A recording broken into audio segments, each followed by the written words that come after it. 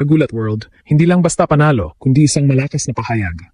Buong mundo ang gulat na gulat ngayon sa ipinamalas na bagsik ni Alexandra Ayala matapos niyang pulbusin ang mga higante sa pagbubukas pa lamang ng 2026 WTA season. Sa gitna ng mahigpit na labanan sa ASB Classic sa Auckland, New Zealand, pinatunayan ng ating pambato na hindi na siya ang batang player na basta na lang sumasali.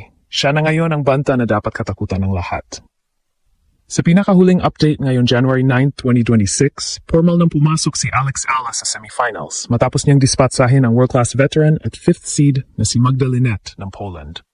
Isang dominanteng 6-3, 6-2 victory ang itinala ni Ayala kung saan ipinakita niya ang kanyang leveled up na laro. Mas mabilis na footwork, mas matalim na mga drop shots at ang mental toughness na tila bakal sa ilalim ng pressure. Ang pagkapanalong ito ang kit sa semis. Ito ay isang matamis na resback dahil natalo siya ni Linette sa kanilang huling dalawang pagtatagpo. Ngayon, sa harap ng nagbubunying mga Pinoy sa New Zealand, si Alex ang tumayo bilang huling reyna sa court. Dahil sa tagumpay na ito, 2 hakbang na lang ang layo ni Alex Ayala para makuha ang kanyang ikalawang WTA title sa career. Matatanda ang noong nakaraang taon, niyanig niya ang Guadalajara para sa kanyang unang corona. At ngayon, mukhang nakatada na siyang simulan ang taon ng may ginto sa kanyang league. Ang kanyang ranking na kasalukuyang nasa world number 53 ay inaasahang aakyat palalo patungong top 50 kapag naitawid niya ang mga susunod na laban. Ang kwentong ito ay hindi lang tungkol sa score. Ito ay tungkol sa career versus bansa conflict na palaging kinakaharap ni Alex. Sa kabila ng mga sakripisyo at malayo sa pamilya, pinipili niyang dalhin ang bandila ng Pilipinas sa pinakamataas na entablado ng tennis. Mula sa paggiba sa Olympic silver medalist na si Donna Vekic hanggang sa pagpapatahimik sa mga kritiko, si Alex Ayala ay simbolo ng hindi sumusukong pusong Pinoy. Handa na ba ang lahat para sa isang Grand Slam run?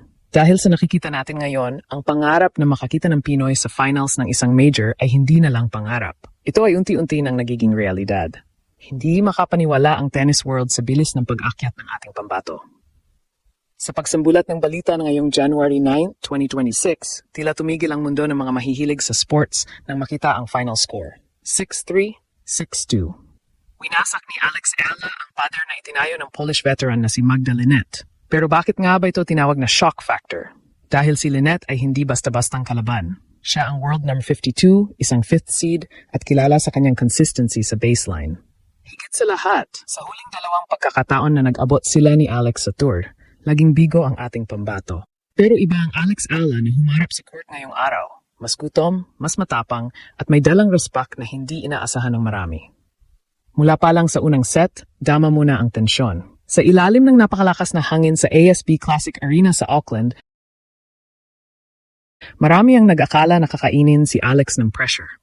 Pero dito lumabas ang pagiging Rafa Nadal Academy graduate niya.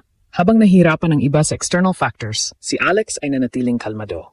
Tabla ang laban sa 2-2 pero doon nagumpisa ang Ayala Storm.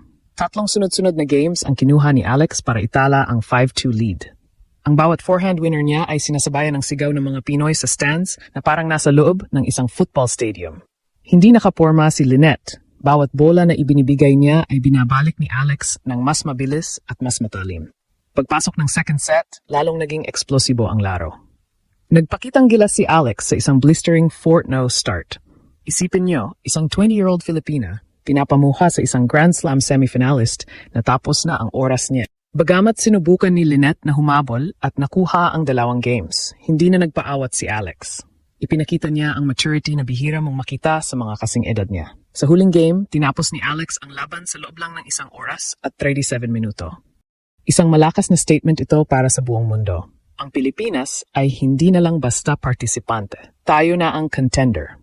Sa post-match interview, emotional si Alex. Sabi niya, "I'm happy that I've seen my level increase and improve." Aminado siya na laging mahirap kalaban si Magda. Pero ang tagumpay na ito ay patunay na ang kanyang off-season training noong 2025 ay nagbubunga na. Hindi lang ito panalo para sa ranking, ito ay panalo para sa moral ng bansa. Matapos ang kanyang makasaysayang pag-abot sa top 50 noong dulo ng 2025, marami ang nag-aabang kung kaya niya itong panindigan. Ngayong pasok na siya sa semifinals, 2 panalo na lang ang kailangan para sa kanyang second WTA title. Sino ang mag-aakalang ang batang nangarap lang noon sa Manila, ngayon ay tinitingala na sa New Zealand? Ang tanong ng lahat, Sino ang susunod na bibigay sa harap ng ating reyna? Hindi lang lakas ng palo ang ipinamalas ni Alex Ala sa Auckland. Ito ay isang tactical masterclass na nagpapatunay na ang kanyang IQ sa loob ng court ay pang top 50 na talaga. Alam niyo ba kung bakit hirap na hirap si Magdalinette? Dahil hindi siya binigyan ni Alex ng pagkakataong makahanap ng ritmo. Sa tennis, ang baseline rhythm ang buhay ng mga katulad ni Linette. Pero si Alex, ginamit ang kanyang pagiging left-handed para sirain ang anggulo ng Polish veteran. Ang bawat cross-court forehand ni Alex ay may kasamang bite at topspin na nagpilit kay Linette na tumira ng alanganin. Pero ang tunay na nagpanganga sa mga commentators ay ang kanyang disguised drop shots. Sa gitna ng matitinding rallies, kung saan inaasahan ni Linette ang isa pang thumping baseline drive, biglang maglalabas si Alex ng isang napakalambot na drop shot. Kitang-kita ang frustrasyon sa mukha ni Linette dahil sa bawat takbo niya pa net, laging huli siya ng isang segundo. Ito ang tinatawag nating leveled up Alex. Hindi na lang siya basta umaasa sa lakas, marunong na siyang magluto ng kalaban gamit ang talino.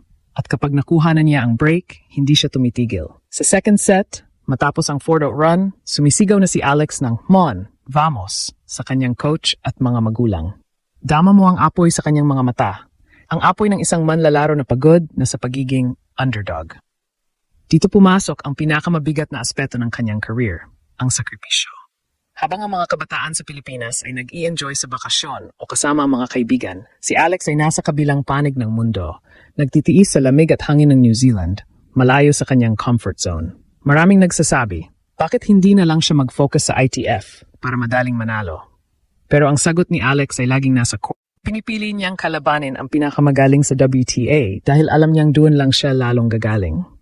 Ito ang tinatawag nating career versus bansa conflict.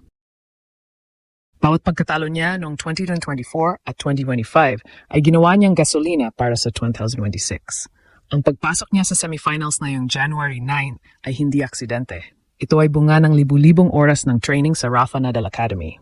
Sa bawat puntos na nakukuha ni Alex, dala niya ang pangarap ng milyon-milyong Pilipino. Hindi lang ito tungkol sa prize money o ranking points. Ito ay tungkol sa pagpapatunay na ang isang Pinay small-town girl ay kayang makipagsabayan sa mga higante mula sa Europe at Amerika. Ang mindset niya ngayon ay simple, Grand Slam or bust. Ang ASB Classic ay nagsisilbing preparasyon niya para sa paparating na Australian Open. At sa nakikita nating laro niya, hindi malayong makakita tayo ng isang Pilipina na nakataas ang trophy sa isang major tournament. Sa susunod na part, alamin natin, sino ang nakaharang sa kanyang daan sa semis? Isang Chinese star na World in 57. Handa na ba si Alex para sa Asian Derby na yayanig sa New Zealand?